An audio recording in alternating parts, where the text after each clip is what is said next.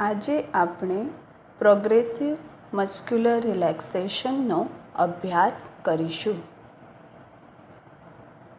શાંતિથી પથારીમાં સૂઈ જાઓ. જો થોડા હલનચલનની જરૂર જણાય તો તમે કરી શકો છો. થોડું હલનચલન કરી શરીરને પથારીમાં વ્યવસ્થિત ગોઠવી દો. તમારી આંખોને હળવેથી બંધ કરી દો અને હવે સહજ રીતે ચાલતા તમારા શ્વાસોશ્વાસ પર ધ્યાન આપો. શ્વાસ અને ઉચ્છ્વાસની પ્રક્રિયા જે સહજ રીતે ચાલી રહી છે તેના પ્રત્યે સભાન બનો. અંદર જતા શ્વાસની સાથે પેટ ફૂલે છે અને બહાર નીકળતા શ્વાસની સાથે પેટ થોડું સંકોચાય છે.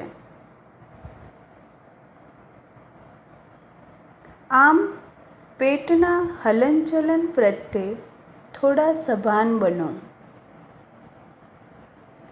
અને જુઓ કે દરેક વખતે બહાર નીકળતા શ્વાસની સાથે શરીર વધુ ને વધુ રિલેક્સ થઈ રહ્યું છે.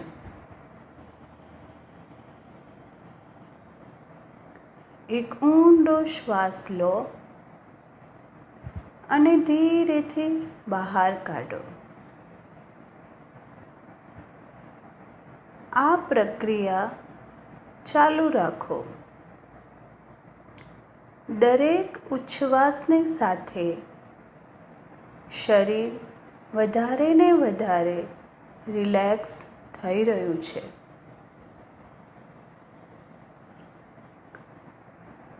હવે મનની આંખોથી જમણા પગ તરફ ધ્યાન આપો. જમણા પગનું બધું જ વજન પથારી પર છોડી દો. પગને એકદમ ઢીલો મૂકી દો. પગના પંજા અને ઘૂંટી એકદમ ઢીલા થઈ રહ્યા છે. ધીરે ધીરે પિંડીના સ્નાયુ, ઘૂંટણ અને પગનો છેક કમર સુધીનો બધો જ ભાગ રિલેક્સ થઈ રહ્યો છે. ધીરે ધીરે આખો જમણો પગ વિશ્રાંતિની ઊંડી અવસ્થામાં જઈ રહ્યો છે. હવે આ જ રીતે મનની આંખો દ્વારા ડાબા પગ પર ધ્યાન આપો. ડાબા પગને એકદમ ઢીલો છોડી દો. પગનો પંજો, ઘૂંટી, એડી, પિંડીના સ્નાયુ, ઘૂંટણ, જાંઘના સ્નાયુ એમ છેક કમર સુધીનો આખો ડાબો પગ રિલેક્સ થઈ રહ્યો છે. આમ બંને પગ વિશ્રાંતિની વધુ ઊંડી ને ઊંડી અવસ્થામાં સરકી રહ્યા છે.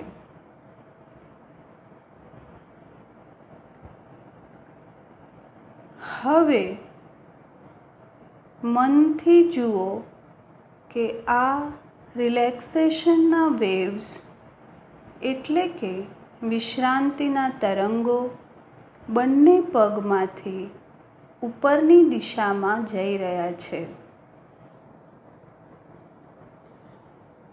વિશ્રાંતિના તરંગો ધીરે ધીરે પેટ, કમર, છાતી, વાંસા ઉપર ફેલાઈ રહ્યા છે અને શરીરના આ બધા જ ભાગના સ્નાયુઓ એકદમ હળવાશનો અનુભવ કરી રહ્યા છે. રિલેક્સેશનની એક અલગ જ અનુભૂતિ થઈ રહી છે. બહુ જ સરસ.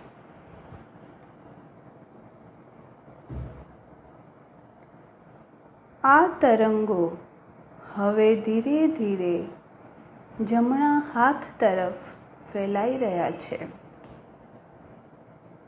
જમણા હાથને પૂરેપૂરું વજન પથારી પર છોડી દો. ખભો, કોણી, કાંડું, હાથનો પંજો, આંગળીઓ વધારે ને વધારે ઢીલી અને રિલેક્સ થઈ રહી છે. અને આ જ પ્રમાણે ડાબા હાથને પૂરેપૂરું વજન પથારી પર છોડી દો. એકદમ ઢીલું મૂકી દો.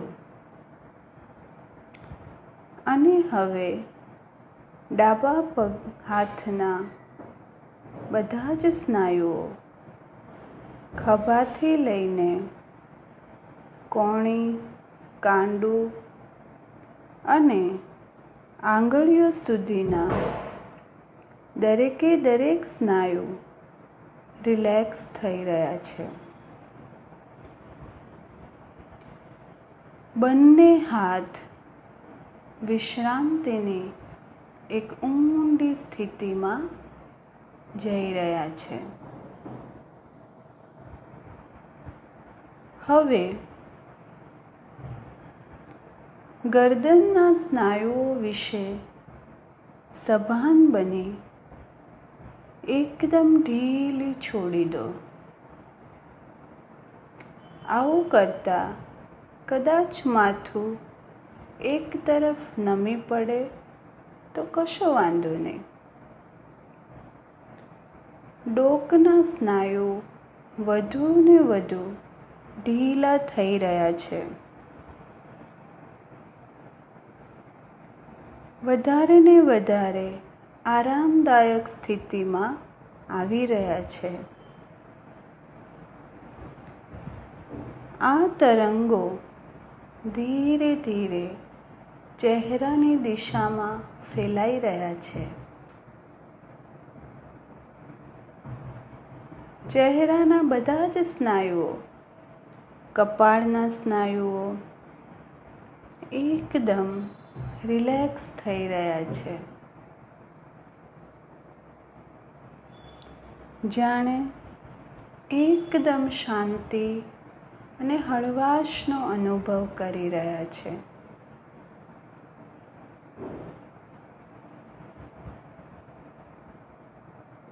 આંખના પોપચાને પણ એકદમ ઢીલા મૂકી દો.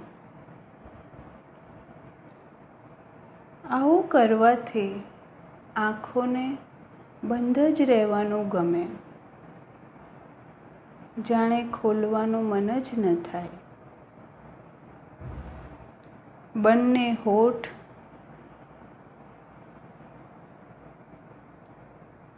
ના સ્નાયુઓ ધીરે ધીરે રિલેક્સ થઈ રહ્યા છે.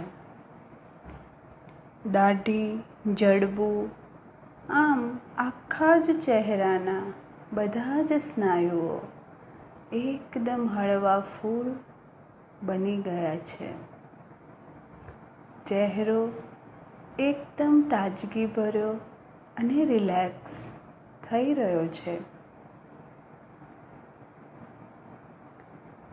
બંને ગાલના સ્નાયુઓ પણ હળવા ફૂલ થઈ ગયા છે.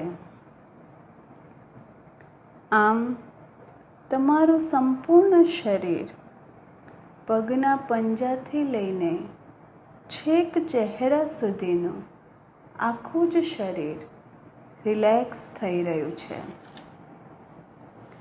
વિશ્રાંતિની ઊંડી અવસ્થામાં સરકી ગયું છે. શરીરનો એક એક સ્નાયુ એકદમ ઢીલો, એકદમ રિલેક્સ થઈ ગયો છે. આમ શરીર જેમ જેમ રિલેક્સ થઈ રહ્યું છે એમ મન પણ વધુ ને વધુ શાંત, વધુ ને વધુ સ્વસ્થ બની રહ્યું છે. શ્વાસોશ્વાસની ક્રિયા એકદમ ધીમી, એકદમ ઊંડી થઈ રહી છે. હવે શ્વાસોશ્વાસની ક્રિયા પર ધ્યાન આપો. વધુ નિયમિત અને વધુ ધીમા થઈ રહ્યા છે. આ દરમિયાન મનમાં કંઈ પણ વિચારો આવે તો એને રોકશો નહીં. વિચાર આવે અને વિચાર જાય એનાથી મનની સ્થિતિ પર કોઈ અસર થતી નથી. જાણે કે પંખી આકાશમાં ઉડે પણ એના પગલાં ન પડે. આકાશ તો એકદમ શાંત, સ્વસ્થ અને નિર્મળ.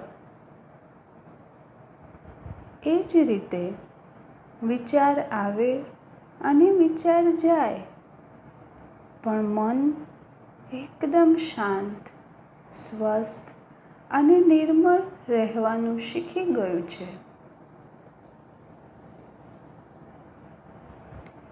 આમ આખું જ શરીર એકદમ રિલેક્સ થઈ રહ્યું છે.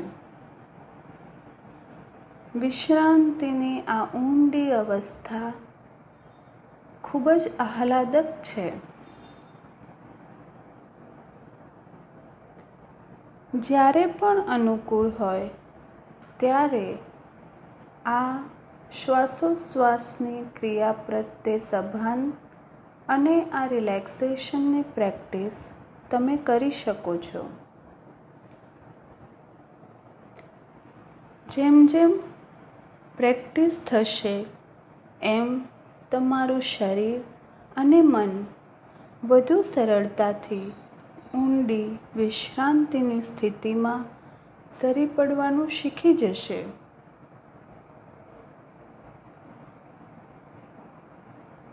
ધીરે ધીરે બંને આંખોમાં હળવાશનો અનુભવ થઈ રહ્યો છે. માથામાં પણ આહલાદક હળવાશ અને શરીરમાં થોડી સ્ફૂર્તિનો સંચાર થઈ રહ્યો છે. જ્યારે તમને થોડી સ્ફૂર્તિ, ચેતના કે જાગૃતિનો અનુભવ થાય ત્યારે ધીરે ધીરે આંખોને ખોલી શકો છો.